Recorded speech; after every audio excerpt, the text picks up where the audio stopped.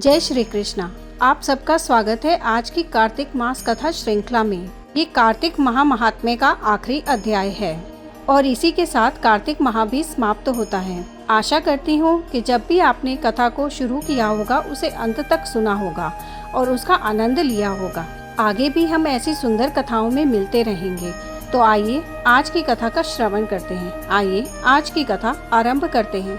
कार्तिक महात्म्य का 35वां अध्याय।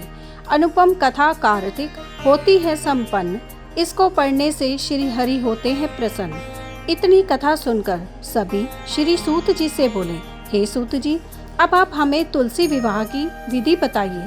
सूत जी बोले, कार्तिक शुक्ला नवमी को द्वापर युग का आरंभ हुआ है, अतः यह तिथि दान और उपवास में क्रमशः पूर्वाह व्यापिनी तथा परवाह व्यापिनी हो तो ग्राह है। इस तिथि को नवमी से एकादशी तक मनुष्य शास्त्रोक्त विधि से तुलसी के विवाह तक का उत्सव करे तो उसे कन्यादान का फल प्राप्त होता है।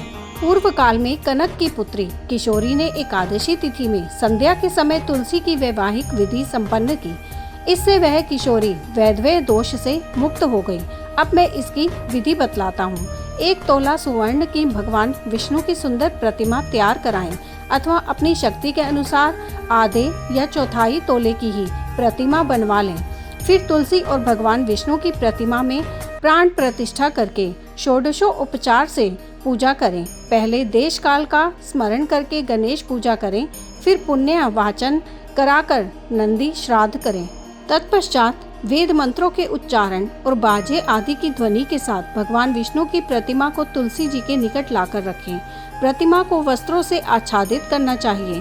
उस समय भगवान का आवाहन करें, भगवान केशव आइए देव, मैं आपकी पूजा करूंगा, आपकी सेवा में तुलसी को समर्पित करूंगा, आप मेरे संपूर्ण मनोरथों को पूर्ण करें।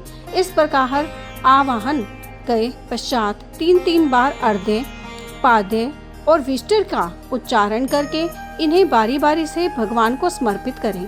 फिर आचमनीय पद का 3 बार उच्चारण करके भगवान को आचमन कराएं। इसके बाद कांसे के बर्तन में दही, घी और मधु रखकर उसे कांसे के पात्र से ही ढक दें तथा भगवान को अर्पण करते हुए इस प्रकार कहें, वासुदेव आपको नमस्कार है, यह मधु पर ग्रहण कीजिए। उसके बाद हरिद्रा लेपन और अभ्यंग कार्य संपन्न करके गोधूली की वेला में तुलसी और विष्णु का पूजन पृथक पृथक करना चाहिए। दोनों को एक दूसरे के सम्मुख रखकर मंगल पाठ करें। जब भगवान सूर्य कुछ दिखाई देते हों तब कन्यादान का संकल्प करें। अपने गोत्र और प्रवर का उच्चारण करके आदि की 3 पीढ़ियों को भी आवर्तन करें।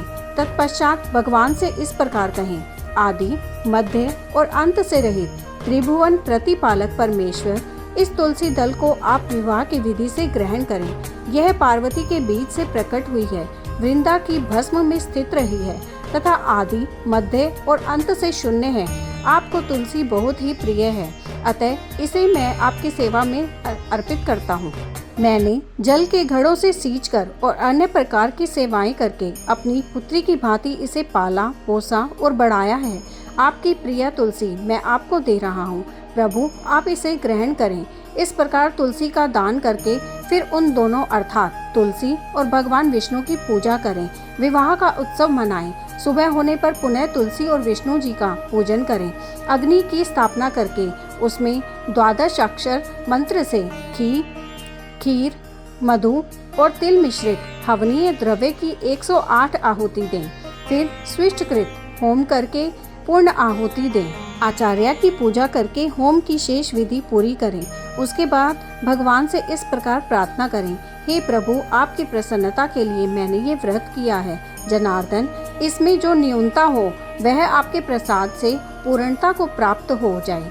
यदि द्वादशी में रेवती का 4था चरण बीत रहा हो तो उस समय पारण ना करें। जो उस समय भी पारण करता है वह अपने व्रत को निष्फल कर देता है। भोजन के पश्चात तुलसी के स्वतः गलकर गिरे हुए पत्तों को खाकर मनुष्य सब पापों से मुक्त हो जाता है। भोजन के अंत में ऊख, आंवला और बेर का फल खा लेने से उच्छिष्ट दोष मिट जाता है। उसके बाद भगवान का विसर्जन करते हुए कहें, हे भगवान आप तुलसी के साथ वैकुंठ धाम में पधारें। हे प्रभु, मेरे द्वारा की गई पूजा ग्रहण करके आप सदैव संतुष्टि करें। इस प्रकार देवेश्वर विष्णु का विसर्जन करके मूर्ति आदि सब सामग्री आचार्य को अर्पण करें। इससे मनुष्य कृतार्थ हो जाता है। यह विधि सुनाकर सूत जी ने ऋषियों से कहा, हे ऋषियों, इस प्रकार जो मनुष्य श्रद्धा पूर्वक सत्य, शांति और संतोष को धारण करता है, भगवान विष्णु को तुलसी दल समर्पित करता है, उसके सभी पापों का नाश हो जाता है और वह संसार के सुखों को भोग कर अंत में विष्णु लोक को प्राप्त करता है। हे ऋषिवरों, यह कार्तिक महात्म्य सब रोगों और संपूर्ण पापों का नाश करने वाला है।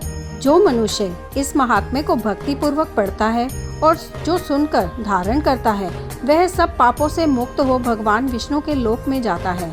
जिसकी बुद्धि खोटी हो तथा जो श्रद्धा से हीन हो, ऐसे किसी भी मनुष्य को यह महात्म्य नहीं सुनाना चाहिए। यहीं पे ही कार्तिक महात्म्य का 35वां अध्याय और आखिरी अध्याय यही समाप्त होता है। अगर मेरे अध्यायों में कोई त्रुटि हुई हो तो उसके लिए मैं क्षमा चाहती हूँ।